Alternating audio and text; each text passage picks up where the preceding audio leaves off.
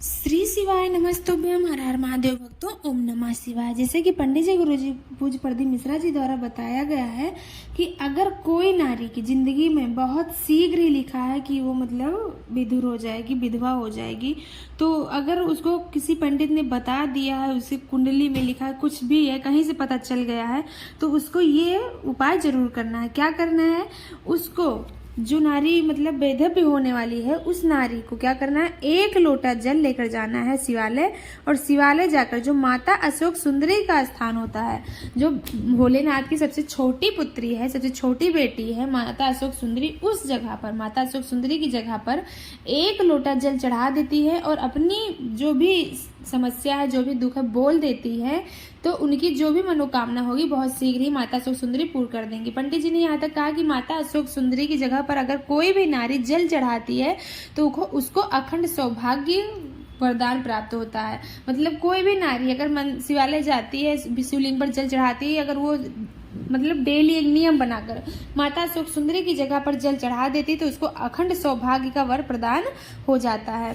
तो पंडित जी ने यहाँ तक कहा है कि जब इस तरह से जल चढ़ाते हैं तो माता अशोक सुंदरी, जो नारी ये जल चढ़ा रही है, उस नारी की बात को लेकर भोलेनाथ तक जाती है, भोलेनाथ तक इस बात को पहुंचाती है और उसे अखंड सौभाग्य का वर प्राप्त हो जाता है। तो अखंड सौभाग्यवती रहने के लिए डेली मतलब रोज आपको 1 लोटा जल माता अशोक सुंदरी की जगह पर आपको समर्पित करना है। शिव पुराण के अनुसार पंडित जी ने एक बहुत ही विशेष बात बताई है कि अगर कोई भी नारी पूजा अर्चना करती है या कोई व्रत करती है, मतलब जिसकी शादी हो गई है और शादी हो गई उसके बाद वो व्रत करती है, चाहे वो व्रत मंगलवार का हो या सोमवार का हो या पशुपतिनाथ का व्रत हो, कोई भी व्रत करती, तीज का व्रत हो, कोई भी व्रत करती है, तो उसका जो पुण्य होता है, अगर शादी हो गई है तो उसका पुण्य जो होता है उसके पति को भी आधा मिल जाता है, उसके पति को मिल जाता है और साथ ही साथ उसके बच्चों को मिल जाता है। तभी लोग कहते हैं कि जो मतलब माता पिता कर्म करते हैं उनके बच्चे उसको भोगते हैं। तो अच्छा कर्म माता पिता करेंगे तो उनको बच्चों को सुख प्रदान होगा, अगर गलत माता पिता करते तो उनके बच्चों को दुख प्राप्त होगा।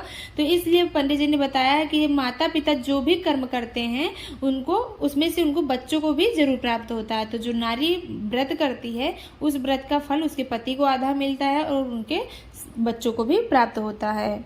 पंडित जी ने यहाँ तक बोला है कि अगर आप पशुपतिनाथ का व्रत कर रहे हो, तीज का व्रत कर रहे हो और आप अपने ससुराल से मतलब उठाए हो व्रत को, अपने ससुराल में उस व्रत को करते हो और कोई इमरजेंसी आ गई, कुछ काम आ गया, आप आके अपने मायके में हो और मायके में अगर वो व्रत करती हो, तो पंडित जी ने इस बात का विशेष ध्यान देने को बताया है कि अगर आप अपने मायके से वो व्रत करना शुरू कर रही हो, मतलब आई हो 10 दिन रुक गई हो, 15 दिन रुक गई हो और आप यहाँ से सोमवार का व्रत कर रहे हो या पशुपतिनाथ का व्रत कर रही हो और यहाँ का घर का सामग्री मतलब मायके की तरफ की सामग्री से पूजा अर्चना की हो, तो वो मान्य नहीं होगा, उसको मान्य नहीं होगा, क्योंकि पंडित जी ने बताया जब शादी हो जाती है तो आपका गोत्र बदल जाता है।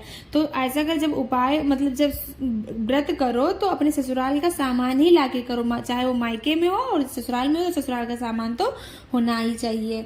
अगर आपकी शादी हो गई है, आपका गोत्र बदल गया है, तो ये नहीं आज यहाँ हो तो यहाँ व्रत कर लिया, कल ससुराल मायके पहुंच गई तो मायके 10-15 दिन 1 महीने रुक गई, व्रत कर ली, तो वहां रुकने का कोई मतलब नहीं, मतलब फल का कोई मतलब नहीं होता। पंडित जी ने यहाँ तक अगर कोई इमरजेंसी है, कोई मतलब आपको रुकना ही रुकना है, तो व्रत छोड़ सकते हो, उस जगह पर छोड़ सकते हो, नहीं तो फिर क्या करो अपनी ससुराल से सामग्री लेकर आओ और व्रत आप कहीं भी रह सकती हो।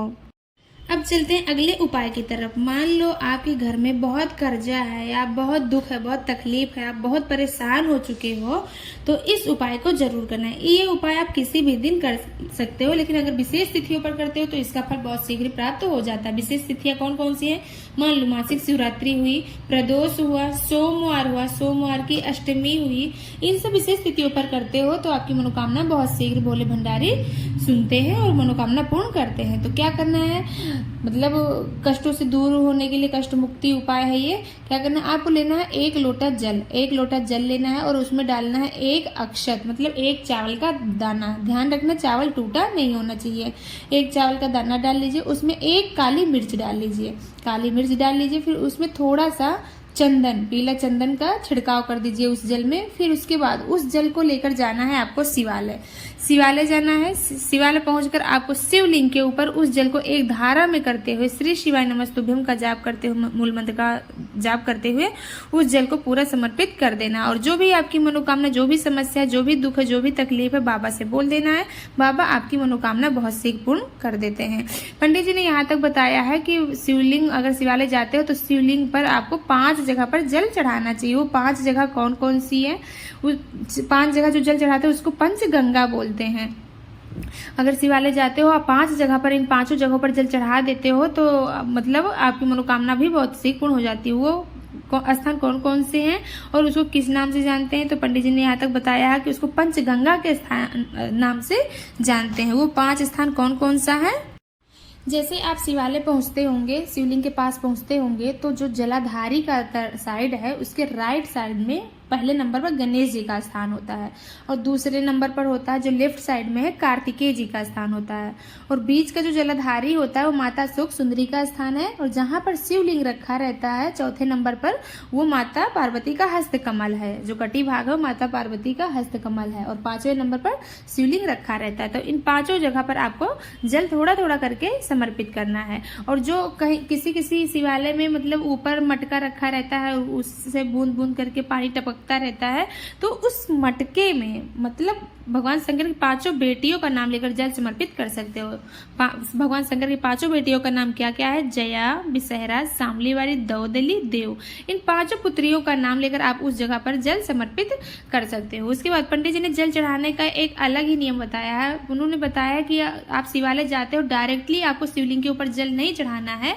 पहले आपको कहाँ चढ़ाना है? गणेश जी के स्थान पर चढ़ाना, जो कि राइट साइड में होता है। फिर कार्तिकेय जी के स्थान पर जल चढ़ाना, दूसरे नंबर का जो लेफ्ट साइड में होता है। तीसरे नंबर आपको माता सुख सुंदरी की जगह पर जल चढ़ाना है, जो कि नारियों को अखंड सौभाग्य का वर प्रदान करती हैं। चौथे नंबर पर जहां पर शिवलिंग रखा है, जहां का कटी भाग है, माता पार्वती का हस्तकमल है, चौथे नंबर पर जल वहां चढ़ाना है। 5वें नंबर पर आपको शिवलिंग के ऊपर जल चढ़ाना है। तो पंडित जी ने बताया कि अगर आप शिवालय पहुंच जाते हो तो आपको और मतलब मूर्तियों को ढूंढने की जरूरत नहीं है कि हम शिवालय आगे गणेश जी का मतलब मंदिर नहीं, मूर्ति नहीं है, या माता जगदम्बा का मूर्ति नहीं है। पंडित जी ने यहाँ तक बताया कि 5 स्थान ये हो गए भगवान शंकर के मतलब परिवार का। और जहाँ से जल, जिस नाली से जल बहकर जाता है उस नाली में 33 कोटि के देवता निवास करते हैं। उस नाली में 33 कोटि के देवता निवास करते हैं। तो पंडित जी ने बताया कि सब मंदिरों की आप लोग पूरा परिक्रमा करते होंगे और शिवालय का आप लोग आधा ही परिक्रमा करते हो, क्योंकि हम लोग जल को लांघते नहीं है, क्योंकि उस जो नाली है जहाँ से जल बहकर जाता है उस नाली में 33 कोटि के देवता निवास करते हैं। तो ये कुछ विशेष उपाय थे और कुछ विशेष जानकारी भी थी जो कि पंडित जी गुरुजी पूज्य प्रदीप मिश्रा जी द्वारा बताया गया है। तो आप लोग इस जानकारी के मतलब अनुसार आप लोग पूजा अर्चना करें और ये उपाय करें, अपनी मनोकामना पूर्ण करें। आप लोगों को उपाय समझ में आया हो तो लाइक करें, शेयर करें, कमेंट में श्री शिवाय नमस्तुभ्यम हर हर महादेव जरूर लिखें। ओम नमः शिवाय, हर हर महादेव भक्तों।